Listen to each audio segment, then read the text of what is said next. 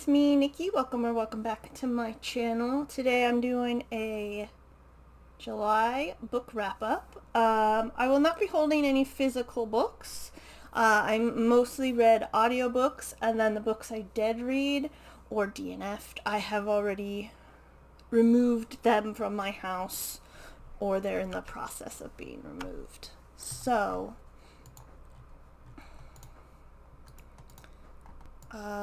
it's helped a lot just to not have them sit here and like take up space, especially if I'm not going to read them or reread them.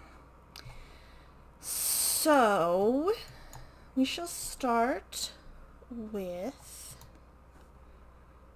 the DNFs.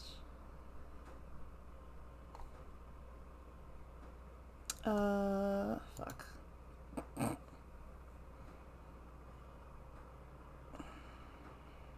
Okay, I found one,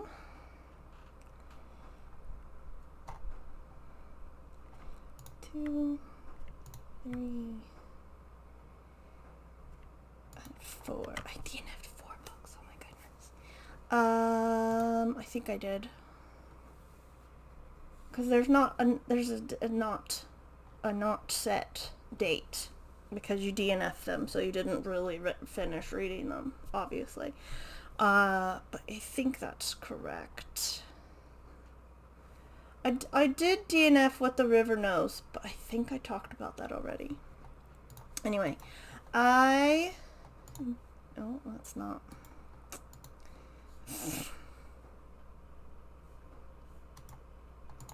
Alright, finally, did it right. I DNF'd Skin of the Sea. Oh, where's the other one?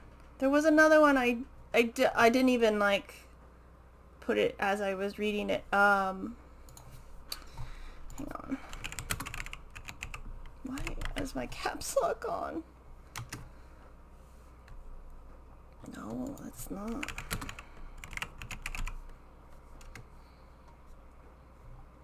It was called The Mermaid by Christina Henry. I DNF'd that.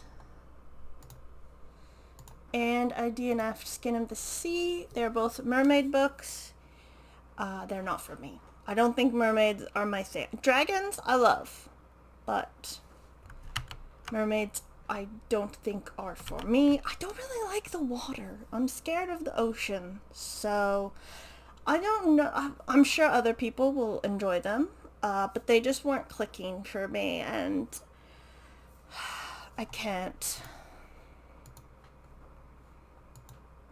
If a book's not clicking, why should I bother finishing it? And then there was 2 I was sad about. The Necessity of Rain and the Prince of Air and Darkness. They're both LGBT fantasy books. The Necessity of Rain, I just couldn't get into the world, if that makes sense. Like, obviously it was written in a particular way, and I just couldn't get into it that way, because like there was no world building, at least in the parts I read, and I didn't think it would. You just have gods, and then they're just there, and they're all related, so yeah, that just wasn't for me. And for Prince of Air and Darkness, I just couldn't get into it. The one thing that actually took me out was our love interest, Rourke. He's like a fae, and he's very old, and he's going to college. It's giving like Twilight vibes. Like, you're fucking old as shit. Why are you going to school? Of a magic school, you already know how to control magic. Maybe it was explained, but it took me out of it. And the other one was Of Jade and Dragons. Again, I was disappointed. But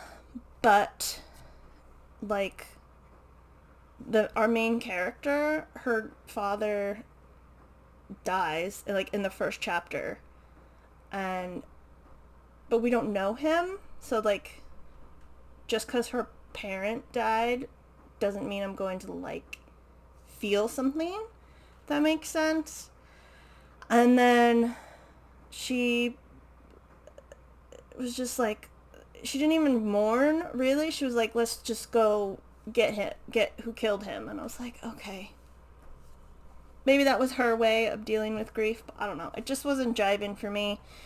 And I did flip through it, and it's just like, I don't think there's a love triangle, but she does fall in love with a guy who's the eighth prince. And then there's like drama. Oh my god, who? So yeah, I'm not into that.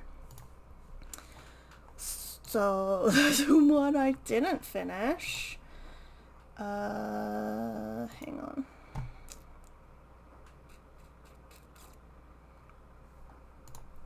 I can't remember. Okay, that was a June book. It's probably why I should put it into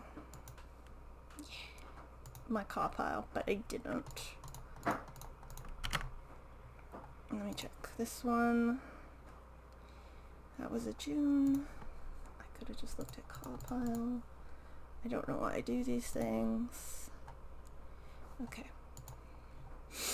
So, I read The Phoenix Empress, which is the second in a series. And it's just a continuation of the first one.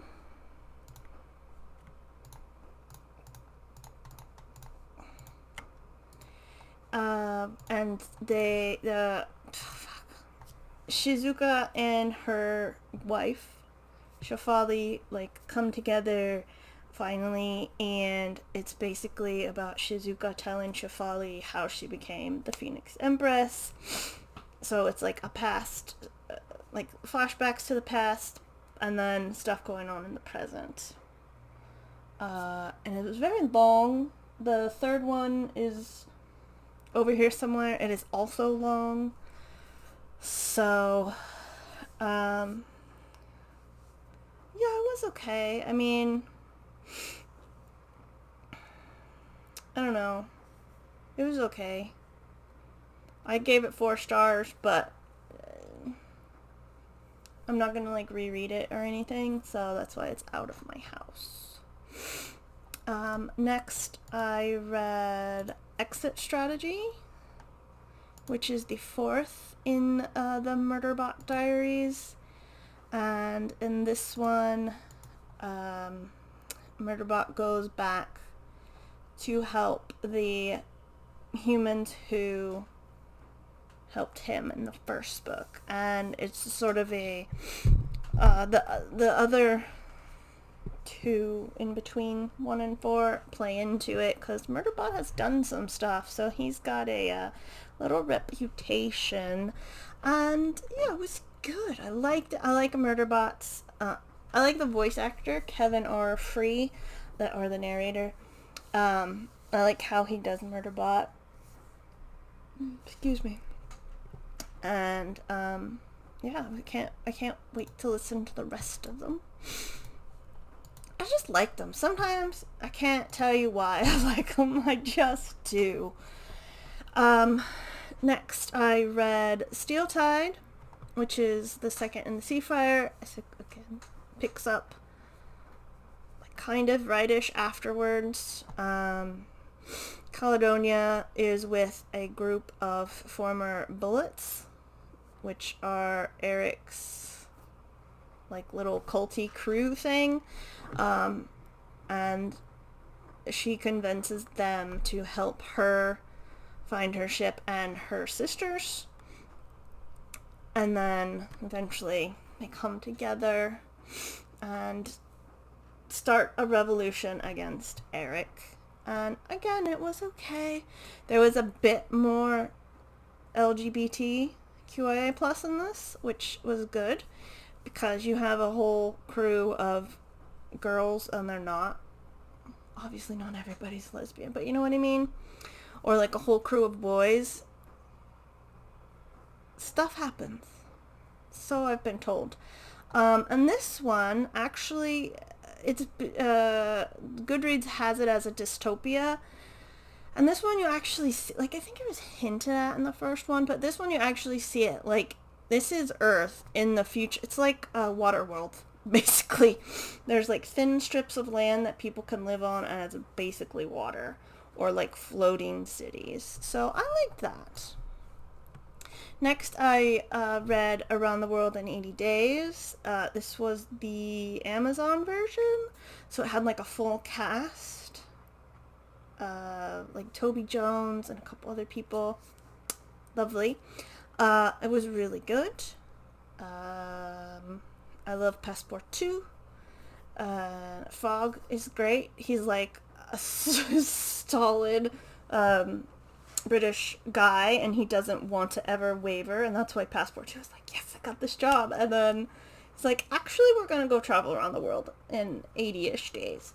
And Passport 2 is like, but I just got the job. And then he gets a wife from India, which I don't think they ever do in the adaptations. If he gets a wife, I don't think she was ever brown.